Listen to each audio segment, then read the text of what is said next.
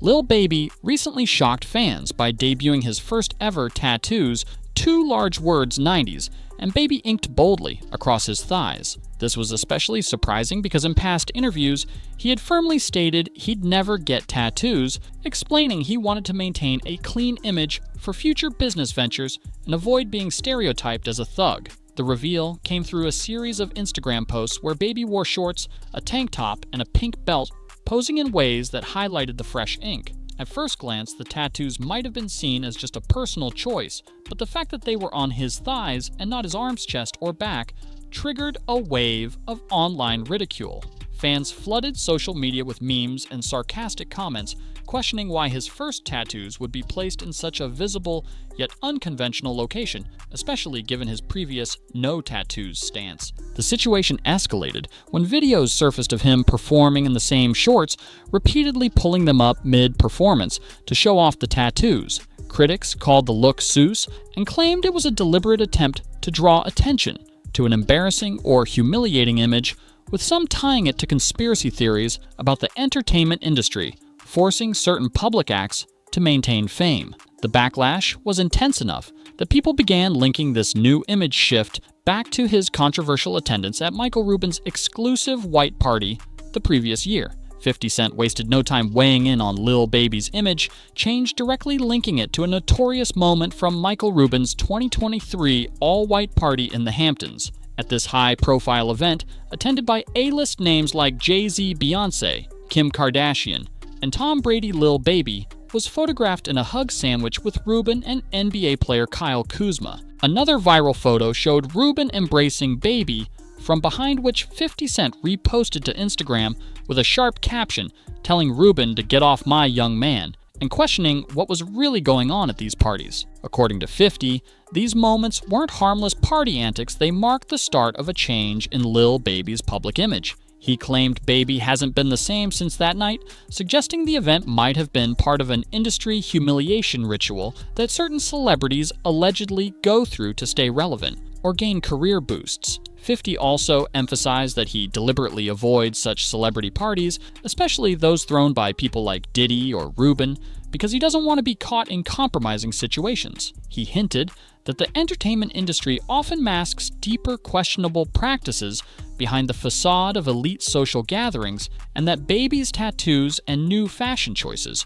could be connected to that kind of hidden influence. Michael Rubin's 2023 all-white party in the Hamptons was billed as one of the most exclusive celebrity events of the year, drawing a guest list that included Jay-Z, Beyonce, Tom Brady, Kim Kardashian, and numerous athletes, musicians, and industry power players. The event ran for roughly 13 hours, with alcohol flowing non-stop, creating an environment where many attendees were heavily intoxicated. Lil Baby, one of the invited guests, found himself at the center of attention after multiple moments from the party went viral. The now infamous hug sandwich photo showed him in a tight embrace between Rubin and NBA star Kyle Kuzma, surrounded by a crowd of partygoers. Another clip captured Rubin coming up from behind to wrap his arms around Baby in what seemed like a playful gesture, but one that drew instant suspicion online.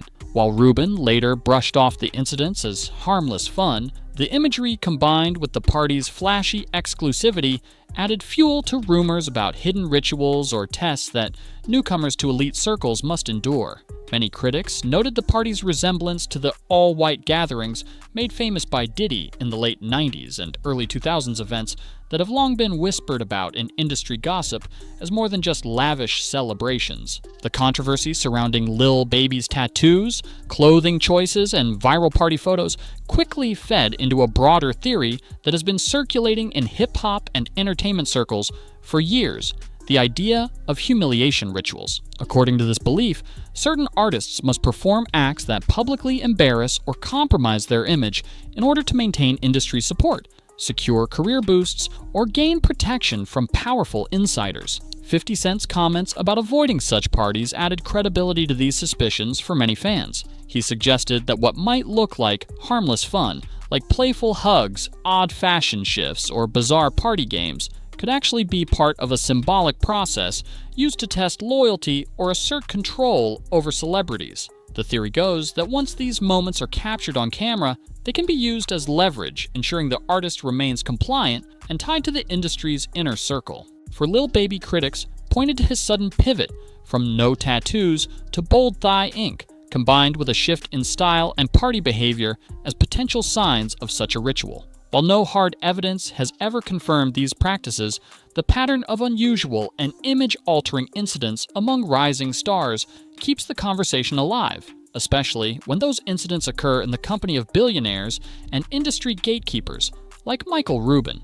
In response to the rumors, Lil Baby directly addressed the speculation about the Michael Rubin party and the viral photos. He insisted that nothing inappropriate happened, explaining that the hug from Rubin was just a playful greeting in the middle of a crowded event. According to Baby, there were around 100 people in the immediate area when the photo was taken, making any weird behavior impossible without dozens of witnesses.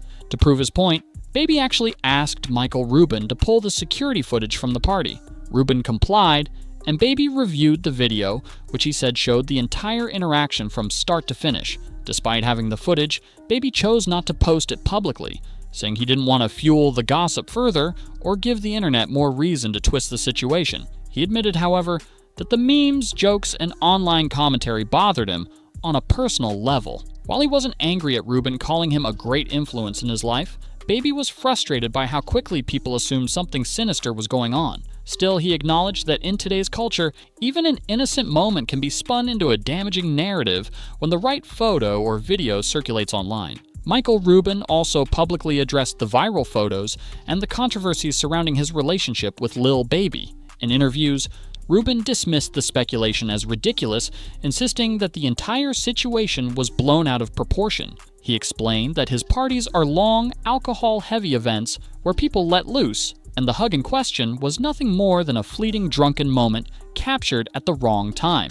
Rubin spoke highly of Lil Baby, calling him one of the best human beings on the planet and praising his work ethic, resilience, and inspiring life story from serving time in jail to becoming a successful artist. He emphasized that he doesn't even work in the music industry, so his connection to Baby comes from genuine friendship, not business dealings or hidden agendas. However, Rubin's effusive praise and the way he repeatedly circled back to talking about Baby raised eyebrows for some viewers. To critics, his overly sentimental tone came across as strange, and to those already skeptical of his influence, it reinforced the belief that Rubin takes an unusually strong interest in young, high-profile rappers, especially considering his position as a billionaire sportswear executive rather than a music mogul. The conversation about Michael Rubin's interactions with young rappers doesn't end with Lil Baby. Another moment that raised eyebrows involved Meek Mill. A video surfaced showing Meek on a tennis court with Rubin,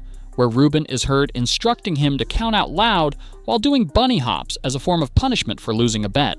Rubin can be heard critiquing Meek's hops, telling him they suck, and to keep going in a tone that came across as commanding rather than playful. While Meek later claimed the scene was harmless and simply the result of a friendly wager gone wrong, many viewers felt uncomfortable with the optics. To them, the image of a white billionaire barking orders at a black rapper while making him hop like a bunny fed into larger concerns about power dynamics and public humiliation. For critics of Rubin, this incident became another piece of evidence suggesting a pattern young black artists seemingly placed in awkward or degrading positions around him, whether in the name of fun bets or friendly dares. Combined with the Lil Baby photos, the bunny hop video helped fuel the idea that Rubin enjoys orchestrating situations that blur the line between camaraderie and control.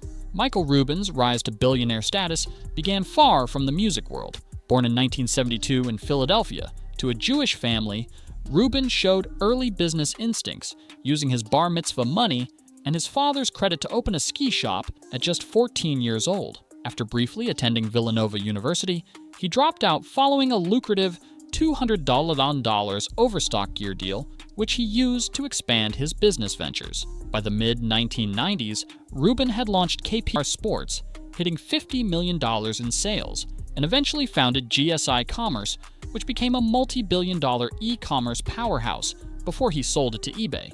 Today, he's best known as the CEO of Fanatics Inc., the licensed sportswear supplier for major leagues like the NBA, NFL, MLB, NASCAR, Formula One, and WE, Forbes currently estimates his net worth at over $10 billion. Although Rubin's success story is often presented as a self-made journey, critics point out that much of his influence stems from powerful relationships rather than pure business skill. His deep connections to celebrities, athletes, and industry executives have given him access to circles most people can't enter. This has led some to question why a man with no direct ties to music has such close relationships with high-profile rappers, and why so many of them are eager to attend his parties and be seen in his company. Michael Rubin's lavish Hamptons all-white parties bear a striking resemblance to the legendary events once hosted by Sean Diddy Combs in the late 1990s and early 2000s. Diddy's gatherings were infamous for drawing top-tier celebrities from Leonardo DiCaprio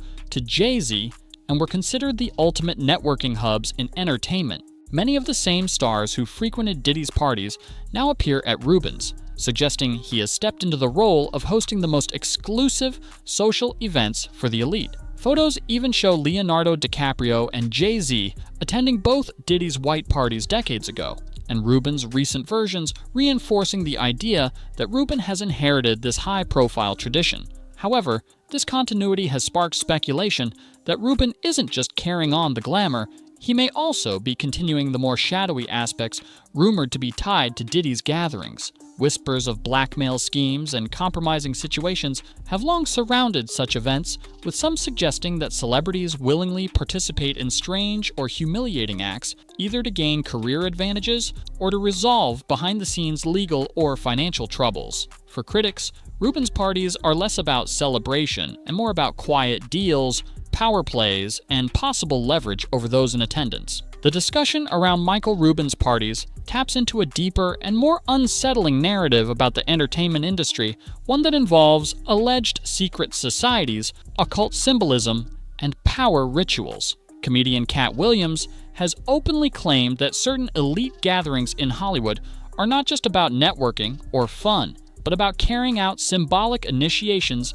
meant to secure influence and control over artists. In his interview with Joe Rogan, Cat described Baphomet rituals that, according to him, have existed in the industry for decades. He alleged that acts like cross-dressing or performing strange degrading stunts are not random eccentricities, but deliberate displays of allegiance. He even referenced historical descriptions of Baphomet, claiming that showing loyalty involved specific symbolic gestures, acts he believes are now embedded in entertainment culture under the guise of fashion statements, party games, or just having fun. When fans connect this theory to videos of Lil Baby's thigh tattoos, Meek Mill's bunny hops, and the viral hugging photos from Rubin's party, it creates a framework where these events are interpreted not as harmless moments, but as pieces of a larger ritualistic system. While no hard proof has ever surfaced, the pattern of powerful billionaires hosting young, high-profile artists in exclusive and highly controlled environments has kept these suspicions alive and given critics reason to believe that what happens behind closed doors at such parties may be far more calculated than it appears.